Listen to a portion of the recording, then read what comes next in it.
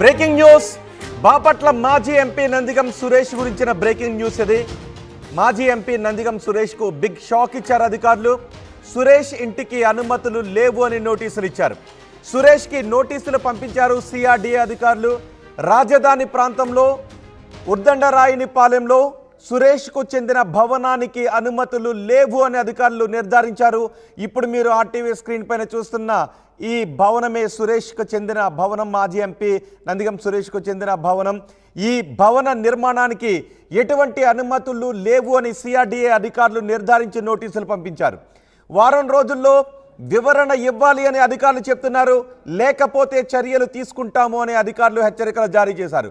ఇప్పటికే అనుమతులు లేని భవనాలను నేల కూల్చారు అధికారులు. ఆ నేపథ్యంలో కొన్ని వైసీపీ ఆఫీసులను కూడా కూలగొట్టడంతో వైసీపీ నేతలు హైకోర్టుకు వెళ్ళారు, కొన్ని ఆర్డర్స్ తీసుకున్నారు.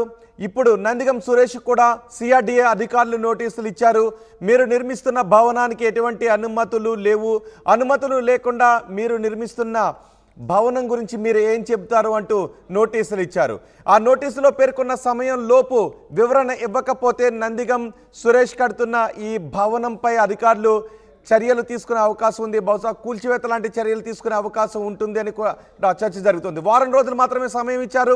వారం రోజుల్లోపు నందిగం సురేష్ ఈ భవనానికి సంబంధించి ఉన్న అనుమతులు ఏంటో సిఆర్డీఏ అధికారులకు చూపించాల్సి ఉంటుంది, లేకపోతే చర్యలు తీసుకుంటామని అంటున్నారు. సిఆర్డీఏతో పాటు పంచాయతీ అధికారులు కూడా ఈ భవనానికి నోటీసులు ఇచ్చారు నందిగం సురేష్కి. మరి వారం రోజుల్లో ఎటువంటి నోటీసులు ఇస్తారో చూడాలి. మా ప్రతినిధి రామారావు మనకి అందుబాటులో ఉన్నారు. రామారావుతో మాట్లాడదాం. రామారావు, నోటీసులో అధికారులు ఏం పేర్కొన్నారు? దీని అనుమతుల గురించి నందిగం సురేష్ ఏం చెబుతున్నారు?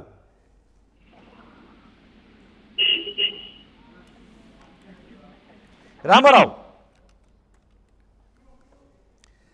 మాజీ ఎంపీ నందిగం సురేష్ నివాసానికి అనుమతులు లేవంటూ సిఆర్డీ అధికారులు నోటీసులు ఇవ్వడం జరిగింది. ప్రధానంగా రాజధాని ప్రాంతమైన తుళ్లూరు మండలం ఉద్దండరాయనపాలెంలో సురేష్ భవనాలు, ఏదైతే మాజీ ఎంపీ సురేష్ భవనానికి సంబంధించిన అనుమతులు లేవని నోటీసులు జారీ చేయడం జరిగింది.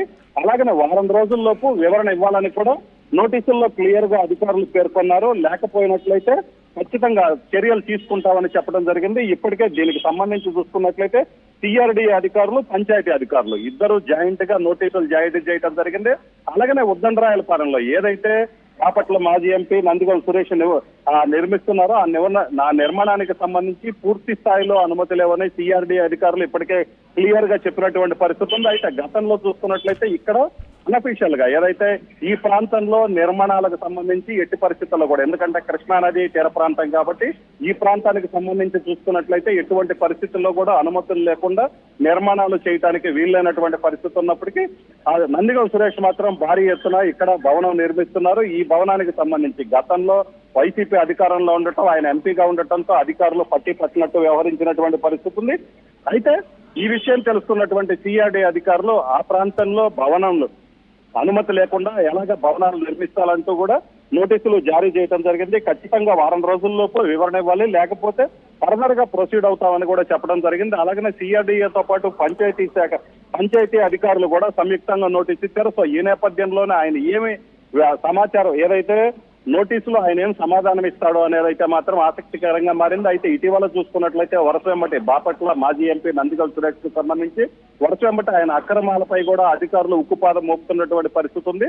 కొద్ది రోజుల క్రితమే బాపట్ల మాజీ ఎంపీ నందిగం సురేష్ సోదరును అక్రమ ఇసుక వ్యవహారంలో అరెస్టు చేశారు. ఇప్పుడు తాజాగా చూసుకున్నట్లయితే నందిగం సురేష్ కు సంబంధించి అక్రమ నిర్మాణానికి సంబంధించిన భవనం ఏదైతే ఉందో దీనికి నోటీసులు కూడా ఇవ్వడం జరిగింది. సో ఈ నేపథ్యంలోనే ఏం జరుగుతుంది అనేది అయితే ఆసక్తిగా మారింది. దీంతో పాటు బాపట్ల మాజీ ఎంపీ నందిగం సురేష్ అధికారులకు ఎలాంటి సమాధానం ఇస్తారనేది కూడా ఉత్కంఠగా మారినటువంటి పరిస్థితి ఉంది. ఖచ్చితంగా బాపట్ల మాజీ ఎంపీ నందిగం సురేష్ ఎవరైతే ఉన్నారో ఆయన ఇచ్చే సమాధానాన్ని బట్టి నెక్స్ట్ ఫర్దర్ గా ప్రొసీడ్ అవ్వాలని కూడా భావించడం జరిగింది. ఎందుకంటే ఆల్రెడీ హైకోర్టులో అక్రమ నిర్మాణాలకు సంబంధించి కూడా నోటీసులు ఇవ్వాలి. నోటీసులు ఇచ్చిన తర్వాత వాళ్ళు ఇచ్చిన సమాధానాన్ని బట్టి ఫర్దర్ గా ప్రొసీడ్ అవ్వాలి, కానీ ఏకపక్షంగా ప్రొసీడ్ అవ్వకూడదని ఆదేశాలు ఇచ్చిన నేపథ్యంలో ముందుగానే నోటీసులు ఇచ్చారు. ఆయన సమాధానం సంతృప్తికరంగా లేకపోతే మాత్రం ఫర్దర్ గా ఖచ్చితంగా ఆ భవనానికి ఇల్లీగల్ గా నిర్మిస్తున్నటువంటి భవనానికి సంబంధించి చర్యలు తీసుకునే అవకాశం ఉంది. అలాగనే కూల్చివేతలకు కూడా పాల్పడే అవకాశం అయితే కనిపిస్తుంది. రోహిత్,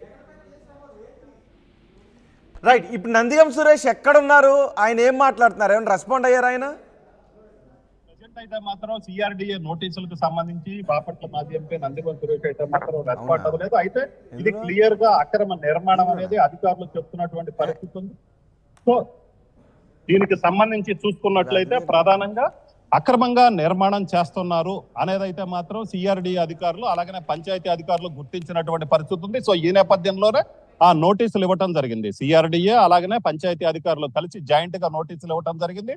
దీనికి సంబంధించి అయితే మాత్రం నందిగం సురేష్ కావచ్చు, నందిగం సురేష్ అనుచరులు కావచ్చు, ఎవరు కూడా ఇప్పటి వరకు అయితే మాత్రం రెస్పాండ్ అవ్వలేదు.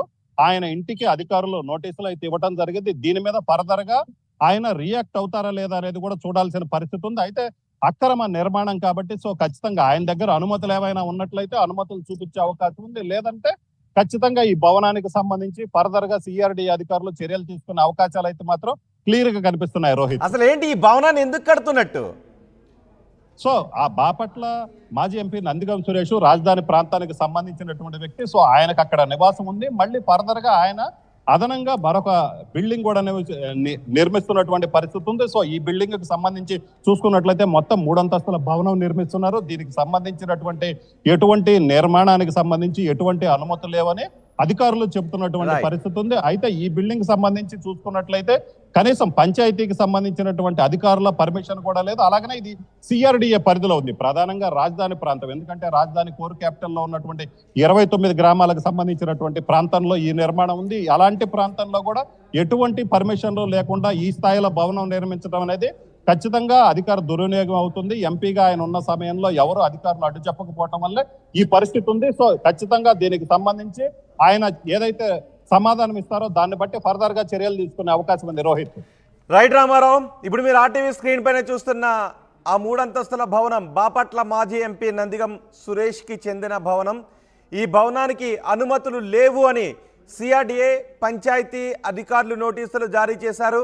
రాజధాని ప్రాంతంలోని ఉద్దండరాయునిపాలెంలో సురేష్కు చెందిన భవనానికి అనుమతులు లేవు అని అధికారులు నిర్ధారించారు. వారం రోజుల్లోపు వివరణ ఇవ్వాలి అని అధికారులు చెప్తున్నారు.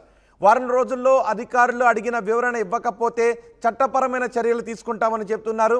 సిఆర్డిఏతో పాటు పంచాయతీ అధికారులు కూడా నోటీసులు ఇచ్చారు నందిగం సురేష్కు. వారం రోజుల్లో నందిగం సురేష్ ఎటువంటి రిప్లై ఇస్తారో చూడాలి.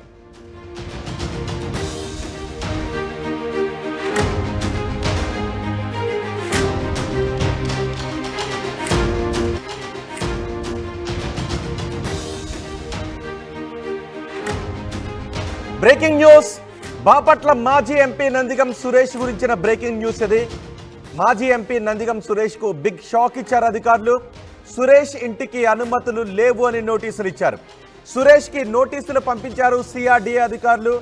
రాజధాని ప్రాంతంలో ఉద్దండరాయునిపాలెంలో సురేష్కు చెందిన భవనానికి అనుమతులు లేవు అని అధికారులు నిర్ధారించారు. ఇప్పుడు మీరు ఆర్టీవీ స్క్రీన్ పైన చూస్తున్న ఈ భవనమే సురేష్కు చెందిన భవనం. మాజీ ఎంపీ నందిగం సురేష్కు చెందిన భవనం. ఈ భవన నిర్మాణానికి ఎటువంటి అనుమతులు లేవు అని సిఆర్డిఏ అధికారులు నిర్ధారించి నోటీసులు పంపించారు. వారం రోజుల్లో